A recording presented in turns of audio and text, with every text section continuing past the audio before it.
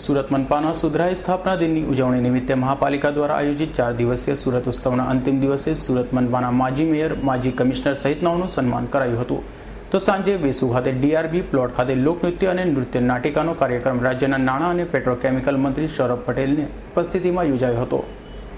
સુરત સુધરાઈના સ્થાપના દિન નિમિત્તે સુરત મહાનગરપાલિકા દ્વારા આયોજિત 4 દિવસીય સુરત ઉત્સવ કાર્યક્રમમાં રવિવારના રોજ છેલ્લા દિવસે પાલના સંજીવ કુમાર ઓડિટોરિયમમાં સુરત મહાનગરપાલિકાના માજી મેયરો તેમજ મ્યુનિસિપલ કમિશનરોનું સન્માન કરાયું હતું. આ સન્માન માટે અત્યાર સુધીના 34 માજી મેયરોમાંથી હયાત 14 માજી મેયરો તેમજ 34 માજી મ્યુનિસિપલ કમિશનરને આમંત્રણ મોકલાયા હતા. જેમાં આ કાર્યક્રમમાં 13 માજી મેયર તેમજ 7 માજી મ્યુનિસિપલ કમિશનર હાજર રહ્યા હતા. તેમનું સન્માન કરાયું હતું. તો આ પ્રસંગે રાજ્યપાલ ઓપી કોહલી પણ ઉપસ્થિત રહ્યા હતા અને તેમણે કહ્યું હતું કે સુરત મહાનગરપાલિકા દ્વારા પૂર્વ સુકાનીઓનું સન્માન કરી તેમના ઋણમાંથી ઋણ કરાયું છે તે અભિનંદનને પાત્ર છે. તો સાથે જ રાજ્યપાલે કહ્યું હતું કે સુરતમાં જેટલી પણ આફતો આવી છે તેમાં આફતોના અવસરમાં પલટવાની તાકાત સુરતના નાગરિકો, અધિકારીઓ અને મહાપાલિકાના શાસકોએ બતાવી છે. કોઈ પણ વિપદા હોય સુરત શહેરે તેનો હિંમતથી સામનો કર્યો છે.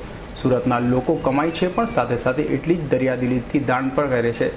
જો દેશમાં મહાપાલિકાઓની કામગીરીનું ઇન્ડેક્સ કરાય તો સુરત મહાનગરપાલિકા પ્રથમ હોય તેમ કહ્યું હતું.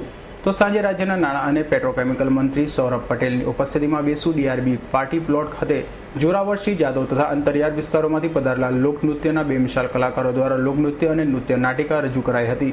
જેમાં મોટી સંખ્યામાં સુરતીઓ ઉપસ્થિત રહ્યા હતા. Bureau report S9 news Surat.